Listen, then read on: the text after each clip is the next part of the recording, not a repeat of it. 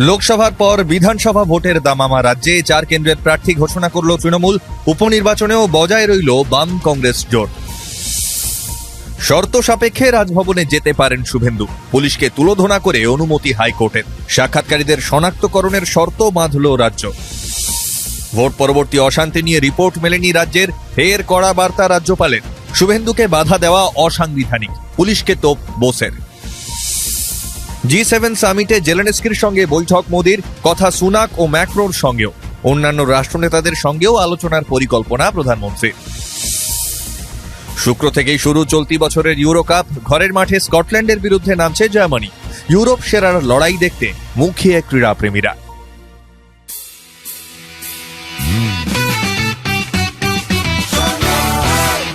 আপনি শুনছেন সংবাদ প্রতিদিন শোনো। নমস্কার, আসছি বিস্তারিত খবরে। লোকসভা নির্বাচন মিটতেই রাজ্যের 4 বিধানসভা কেন্দ্রে উপনির্বাচনের দামামা। আগামী 10ই জুলাই ভোটের জন্য শুক্রবার প্রার্থী তালিকা ঘোষণা করল তৃণমূল। মানিকতলায় টিকিট পেলেন সুপ্তি পাণ্ডে। রায়গঞ্জে ফের টিকিট দেওয়া হয়েছে কৃষ্ণ কল্যাণীকে।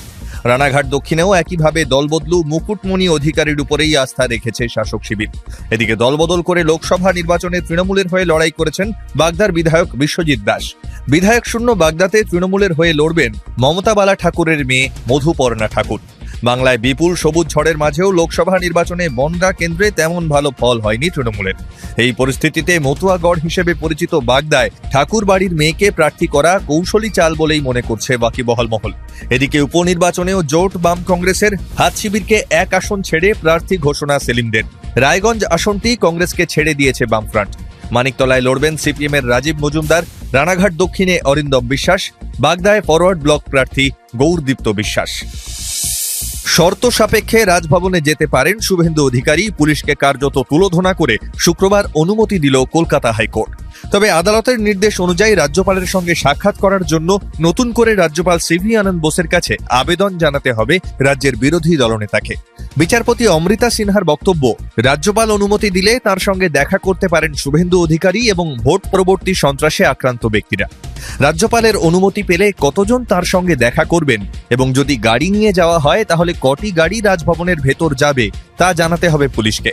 রাজ্য সরকারের তরফে শর্ত, যারা ভেতরে যাবেন তাদের শনাক্তকরণের কাজ শুভেন্দু অধিকারীর পক্ষের কাউকে করতে হবে। রাজ্যের শর্তে রাজি হলেও বিচারপতির নির্দেশ, কারো পরিচয় নথিবদ্ধ করা যাবে না, না হলে পরে হেনস্থা হতে পারে বলে আশঙ্কা প্রকাশ করেছেন বিচারপতি। রাজ্যে ভোট পরবর্তী বিক্ষিপ্ত অশান্তি নিয়ে ফের কড়া বার্তা দিলেন রাজ্যপাল। শুক্রবার ঘর ছাড়া বিজেপি কর্মীদের সঙ্গে দেখা করতে মহেশ্বরী ভবনে যান সিভি আনন্দ বোস।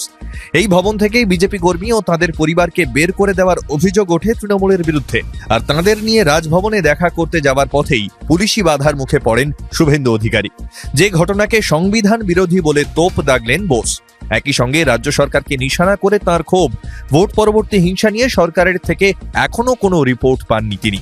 তার কড়া বার্তা, সংবিধান অনুযায়ী রাজ্যপাল যদি মুখ্যমন্ত্রীর কাছে কিছু জানতে চান তাহলে মুখ্যমন্ত্রী বা রাজ্য সরকারের সেটা জানানো কর্তব্য, কিন্তু এখানে বারবার তা লঙ্ঘন করা হচ্ছে। আমি রাজ্য সরকারকে মনে করিয়ে দিতে চাই, সংবিধান সবার উপরে। এ নিয়ে মুখ্যমন্ত্রীকে চিঠি লিখতে চলেছেন রাজ্যপাল সিভি আনন্দ বোস। তৃতীয়বার প্রধানমন্ত্রীর আসনে বসার পর প্রথম বিদেশ সফরে প্রধানমন্ত্রী নরেন্দ্র মোদী। G7 সম্মেলনে যোগ দিতে ইটালি গিয়েছেন প্রধানমন্ত্রী। আর সেখানেই শুক্রবার ইউক্রেনের প্রেসিডেন্ট ভ্লাদিমির জেলেনস্কির সঙ্গে আলাদা করে বৈঠক করেন মোদী। 24-এর লোকসভা নির্বাচনে জয়লাভের জন্য তাকে শুভেচ্ছা জানিয়েছেন ইউক্রেনের প্রেসিডেন্ট। আগামী দিনে দিল্লির সঙ্গে কিয়েভের সম্পর্ক আরও মজবুত করতে আগ্রহ প্রকাশ করেছিলেন তিনি। বিশ্লেষকদের মতে রাশিয়ার সঙ্গে চলমান যুদ্ধ নিয়ে মোদির সঙ্গে কথা বলে থাকতে পারেন জেলেনস্কি। পাশাপাশি তিনি সাক্ষাৎ করেন ফ্রান্সের প্রেসিডেন্ট ইমানুয়েল ম্যাক্রো এবং ব্রিটিশ প্রধানমন্ত্রী ঋষি সুনাকের সঙ্গেও। বিভিন্ন গুরুত্বপূর্ণ আন্তর্জাতিক বিষয় নিয়ে আলোচনার পাশাপাশি এই দেশগুলির সঙ্গে ভারতের সম্পর্ক মজবুত করার বিষয়ে কথা বলেছেন তারা। এছাড়াও অন্যান্য রাষ্ট্রনেতাদের সঙ্গেও বৈঠকে বসবেন মোদী। পোপ ফ্রান্সিসের সঙ্গেও দেখা করার কথা রয়েছে প্রধানমন্ত্রী মোদীর। দীর্ঘ অপেক্ষার অবসান, স্বমহিমায় ফিরছে ইউরোপ সেরার লড়াই। বিশ্বকাপের পর আন্তর্জাতিক ফুটবলের সবচেয়ে জনপ্রিয় টুর্নামেন্ট ইউরো কাপ শুরু হয়ে যাচ্ছে শুক্রবার মধ্যরাত থেকেই।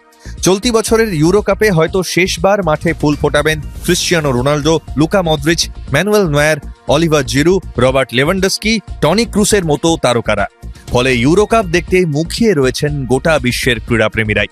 ক্রিশ্চিয়ানোর পর্তুগাল, কিলিয়ান এমবাপের ফ্রান্স, হ্যারি কেনের ইংল্যান্ড বা 3 বারের বিজয়ী স্পেন, ইউরো কাপে নজর কাড়ার মতো দেশের অভাব নেই।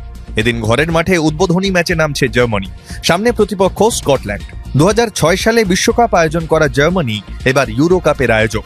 সাম্প্রতিক সময়ে বড় টুর্নামেন্টে সাফল্য পায়নি 2014 বিশ্ব চ্যাম্পিয়নরা। তাই এবার দেশের সমর্থকদের সামনে লক্ষ্য পূরণের বাড়তি তাগিদ রয়েছে নাগলসম্যানদের। শুনতে থাকুন সংবাদ প্রতিদিন শোনো।